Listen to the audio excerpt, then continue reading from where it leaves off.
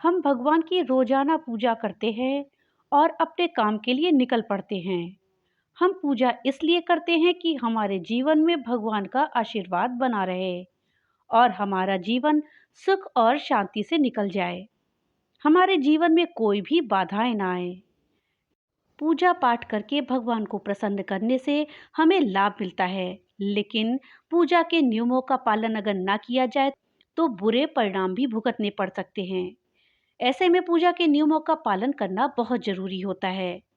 इसके साथ ही आप जो पूजा कर रहे हैं वो सफल हुई है या नहीं, ये हमें कैसे पता चलता है?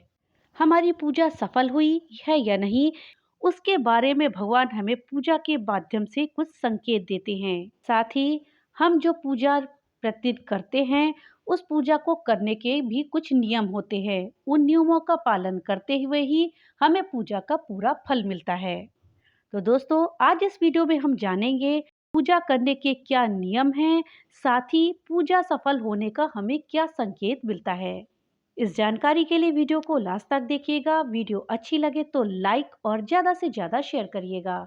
और हाँ, अगर चैनल पे नए आए हैं तो चैनल को जल्दी से सब्सक्राइब करिएगा और अपने विचार हमें कमेंट बॉक्स में लिख करके ज़रूर बताइएगा। दोस्तों, पूजा करने और पूरे विधि विधान से पूजा करने में बहुत फर्क होता है। पूजा का पूरा फायदा मिले और मन शांत रहे, इसके लिए हमें कुछ नियमों का पालन करना होता है। पूजा करने और भगवान को प्रसन्न करने के कुछ नियम कायदे होते हैं, जिनका पालन करने से घर में संपन्नता बनी रहती है। किसी भगवान की पूजा में कौन सा फूल चढ़ाना चाहिए या फिर दीपक को किस दिशा में जलाना चाहिए, दीपक घी का जले या तेल का जले, इन सब बातों की पूरी जानकारी हो तभी पूजा सफल होती है। किस दिन तुलसी के पत्ते तोड़ने चाहिए, किस दिन नहीं, रविवार को किस पौधे को जल नहीं देना चाहिए, जैसी कई धार्मिक मान्यता वाली बातों को हमें ध्यान में रखना बहुत जरूरी होता है। पूजा पाठ के इन नियमों का वर्णन आपको कथाओं और धार्मिक पुस्तकों में भी मिलता है। अगर आप रोज पूजा करते हैं और आपका मन अशांत रहता है, तो इसका मतलब ये है कि पूजा पाठ में कहीं तो कुछ गलत हो रहा है। मन की शांति और जिस भी मनोकामना से पूजा की जा रही है, उसकी पूर्ति के लिए पूरे विधि विधान से पूजा को किया जाना जरूरी होता है। दोस्तों, हम पूजा के दौरान कुछ बातों का ध्यान रखें तो हमारी पूजा सफल होती है और हमारा मन भी शांत रहता है। तो चलिए जानते हैं वो कौन से ऐसे नियम हैं जिनका हमें पालन करना चाहिए। आप घर के मंदिर में पूजा कर रहे हैं तो भूल कर भी खड़े होकर पूजा ना करें। ये बहुत ही अशुभ माना जाता है। इससे पूजा का कोई भी फल नहीं मिलता है। पूजा हमेशा बैठकर ही करनी चाहिए। पूजा के समय इस बात का ध्यान रखें कि जमीन पर आसन बिछाकर ही बैठें। पूजा के समय स्त्री और पुरुष दोनों को ही सिर ढककर रखना चाहिए। सिर ढककर ही हमें पूजा करनी चाहिए। पूजा के वास्तु नियमों के अनुसार हमारा चेहरा पूर्व और उत्तर में से किसी एक दिशा में होना चाहिए। पूजा के समय घंटी, धूप और दीप दाएं हाथ पर रखे होने चाहिए। ये शुभ माना जाता है।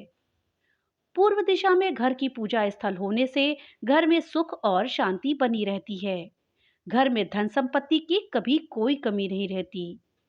पूजा के दौरान अपने बाएं हाथ की ओर फल, फूल और शंख इत्यादि रखने चाहिए। पूजा के दौरान माथे पर तिलक अवश्य लगाएं। घर में पूजा स्थल के ऊपर या नीचे की मंजिल पर उसी स्थान पर शौचालय नहीं होना चाहिए। सीढ़ियों के नीचे भी टॉयलेट हमें घर पे नहीं बनाना चाहिए। दोस्तों, शिव जी, गणेश जी और भैरव जी को पूजा के समय कभी भी तुलसी नहीं चढ़ानी चाहिए।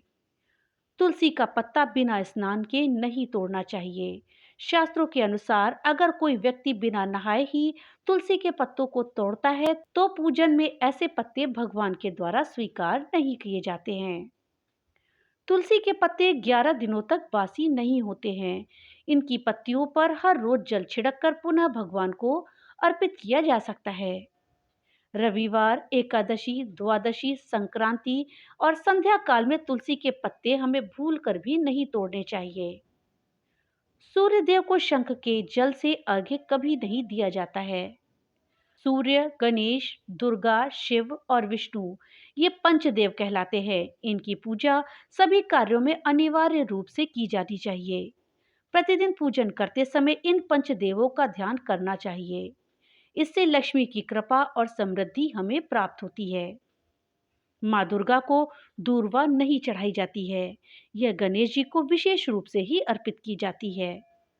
दूर्वा को कभी भी रविवार को नहीं तोड़ना चाहिए। बुधवार और रविवार को पीपल के वृक्ष में कभी भी जल नहीं अर्पित किया जाता है। प्लास्टिक की बोतल में या किसी अपवित्र धातु के बर्तन में गंगा जल भूल कर भी न रखें। अपवित्र धातु जैसे एल्यूमिनियम और लोहे से बने हुए बर्तन, गंगा जल को हमेशा तांबे के बर्तन में रखना शुभ माना जाता है। केतकी का फूल शिवलिंग पर अर्पित नहीं करना चाहिए। किसी भी पूजा में मनोकामना की सफलता के लिए दक्षिणा अवश्य चढ़ानी चाहिए। माँ लक्ष्मी को विशेष रूप से कमल का फूल अर्पित किया जाता है। इस फूल को 5 दिनों तक जल छिड़क कर पुनः चढ़ा सकते हैं, अर्थात ये 5 दिनों तक बासी नहीं माना जाता है। हमेशा इन बातों का ध्यान रखें कि कभी भी दीपक से दीपक नहीं जलाना चाहिए। शास्त्रों के अनुसार जो व्यक्ति दीपक से दीपक जलाते हैं वे रोगी होते हैं। घर के मंदिर में सुबह और शाम को दीपक अवश्य जलाएं। एक घी का दीपक और एक दीपक तेल का जलाना चाहिए। जाप करते समय जीभ या होठ को नहीं हिलाना चाहिए। इसे उपांशु जप कहते हैं। इसका फल 100 गुना प्राप्त होता है। माला जप करते समय दाएं हाथ को कपड़े या गौमुखी से ढककर ही रखना चाहिए। जप के बाद आसन के नीचे की भूमि को स्पर्श करके नेत्रों से लगाना चाहिए। इससे आपको जप का पूर्ण फल प्राप्त होता है। हम पूजा तो अपनी करते हैं और नियमों के अनुसार करते हैं, लेकिन हमारी पूजा सफल हुई या नहीं, हमारी पूजा को भगवान ने स्वीकारा या नहीं, हम ये कैसे जानेंगे? हमारी पूजा सफल हुई या नहीं हुई, इसका संकेत हमें भगवान देते हैं। तो वो कौन से संकेत हैं, चलिए हम जानते हैं। दोस्तों, जब भी आप पूजा करते हैं तब दीपक आप अवश्य जलाते हैं। बिना दीपक जलाए पूजा पूरी नहीं होती है। अगर दीपक जलाने के बाद दीपक की लौ अधिक तेजी से जलने लगे और दीपक की लौ ऊंची ऊंची उठने लगे, तो यह समझ लीजिए कि आपकी पूजा सफल रही है। भगवान ने आपकी पूजा को स्वीकार कर लिया है। इस संकेत से हम समझ सकते हैं कि भगवान का आशीर्वाद हम पर हमेशा के लिए बना रहेगा। अगर पूजा के समय आपके घर के बाहर कोई सफेद गाय आ जाती है, तो आप ये समझ ले कि आपकी पूजा सफल हो गई है और इससे आप पर भगवान की कृपा हमेशा के लिए बनी रहेगी। अगर सफेद गाय आपके द्वार पर आ गई है, तो आप उसको रोटी अवश्य खिलाएं। रोज सुबह गाय को रोटी खिलाना वैसे भी शुभ माना जाता है। आपके दरवाजे पर जब भी कभी कोई गाय आए, तो आप उसे रोटी अवश्य खिलाएं। दोस्तों, अगर आपने पूजा की है और धूप अगरबत्ती का धुआं अगर भगवान के मुख की तरफ जाता दिखाई दे रहा है, तो आप समझ ले कि आपकी प्रार्थना स्वीकार हो गई है। कभी कभी मुख की तरफ जाता हुआ धुआं ओम के आकार का भी दिखाई देता है। अगर ऐसा हो रहा है तो ये तो बहुत ही शुभ बात है। इस संकेत को शुभ संकेत समझना चाहिए और ये जानना चाहिए कि आपको भगवान की कृपा मिल गई है। दोस्तों, कभी-कभी ऐसा होता है कि हमने अगरबत्ती नहीं जलाई होती है, उसके बाद भी हमारे चारों ओर हमें अगरबत्ती की खुशबू का एहसास होने लगता है। तो ये एक शुभ संकेत माना जाता है कि आपने अगरबत्ती जलाई भी नहीं और उसकी खुशबू पहले से ही चारों ओर फैल जाए। अगर ऐसा हो रहा है तो ये आपके लिए एक शुभ संकेत है। भगवान किसी को भी वास्तविक रूप में दर्शन नहीं देते हैं। वो किसी माध्यम से हमारे सामने प्रकट होते हैं और हमको दर्शन देते हैं। हमारे माता-पिता या गुरु को हम ईश्वर के समान ही समझते हैं।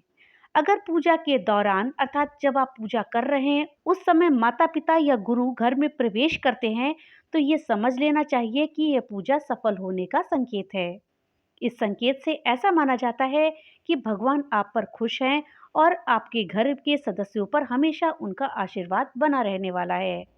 दोस्तों, अगर पूजा के दौरान आपके भगवान की प्रतिमा पर कोई फूल या माला चढ़ाई गई है और वो प्रतिमा से नीचे गिर जाता है, अर्थात आपने कोई भी फूल या माला जो भगवान को चढ़ाया है वो पूजा के दौरान नीचे गिर जाता है, तो ये भी एक बहुत ही शुभ संकेत माना जाता है। इससे ये समझना चाहिए कि भगवान के आशीर्वाद आप पर हमेशा के लिए बना रहने वाला है और जल्द ही आपकी कोई मनोकामना पूरी होने वाली है। अगर आपके घर में पूजा चल रही है और ऐसे में कोई मेहमान आपके घर में कोई उपहार या धन लेकर के आ जाए, तो आपको ये समझना चाहिए कि आपकी पूजा सफल होने का ये एक शुभ संकेत है। ये संकेत का अर्थ होता है कि आपके इष्ट देवता के आशीर्वाद आप पर हमेशा के लिए बना रहने वाला है और आपकी मनोकामना पूरी होने वाली है। भगवान आपसे अति प्रसन्न हैं।